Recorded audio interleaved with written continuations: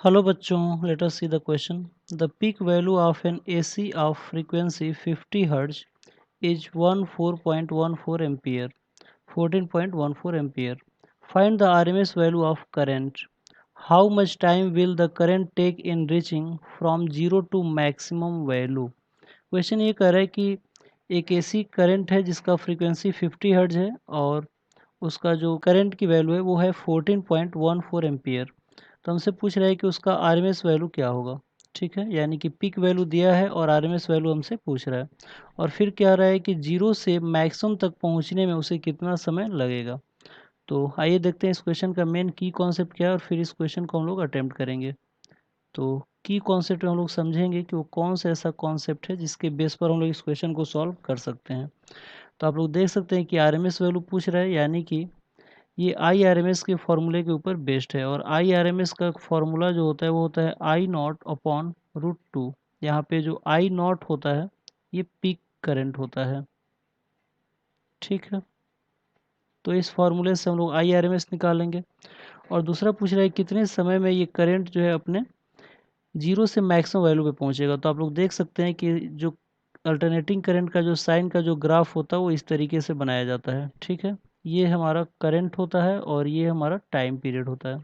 ठीक है, तो यहाँ से लेकर यहाँ तक वन टाइम पीरियड होता है। ठीक है, तो जीरो अगर यहाँ पे मानेंगे तो ये पॉइंट जो होता है ये मैक्सिमम वैल्यू होता है। ठीक है, तो यहाँ पे जो करंट होता है ये आई नॉट यहाँ पे पाया जाता है, जो इसका एम्पलीट्यूड करंट भी बोलते हैं। ठीक है, तो ये जो टोटल टाइम पीरियड होता है उसका जो मैक्स जीरो से मैक्सिमम तक पहुंचने में जो समय लगता है वो T/4 टाइम पीरियड में पहुंच जाता है। मतलब कि टोटल टाइम पीरियड का सिर्फ 1/4 टाइम में ही ये अपने मैक्सिमम करंट पे पहुंच जाता है। ठीक है, तो इसके आधार पे हम लोग दूसरे वाले क्वेश्चन का आंसर करेंगे। तो आइए देखते हैं क्या क्या गिवन है और फिर इस क्वेश्चन को अटेम्प्ट करेंगे हम लोग।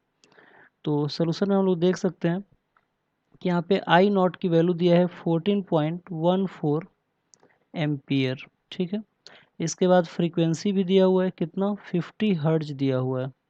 ठीक है, और क्या पूछ रहा है, तो पूछ रहा है आई आर एम एस की वैल्यू और जीरो से मैक्सिमम होने में कितना समय लगेगा ये पूछ रहा है। तो आइए देखते हैं। तो सबसे पहले फ्रीक्वेंसी इक्वल टू होता है 1 अपॉन टाइम पीरियड, यानी कि जो टाइम पीरियड होगा वो ये 1/f के बराबर होगा और फ्रीक्वेंसी 50 दिया है तो 1/50 हो जाएगा। तो इसकी जो वैल्यू होगा ये हो जाएगा 0.02 सेकेंड।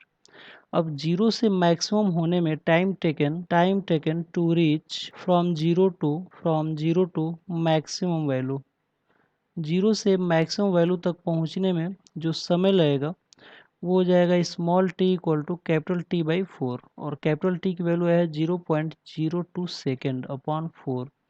तो स्मॉल टी की जो वैल्यू होगा फाइनली वो आ जाएगा 0.005 सेकेंड, यानी कि 0.005 सेकेंड में ये अपने मैक्सिमम वैल्यू पे पहुंच जाएगा। ठीक है, इसके बाद क्या कर रहा है, इसके बाद पूछ रहा है आई आर एम एस की वैल्यू क्या होगा। तो I R M S equal to होता है आई नॉट अपॉन √2।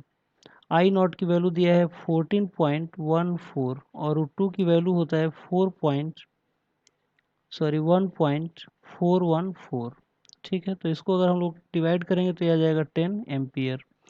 तो आई आर एम एस की जो वैल्यू आ जाएगी वो आ जाएगी 10 एम्पियर। तो आई होप आप लोगों को ये क्वेश्चन समझ में आया होगा। Thank you very much, good luck.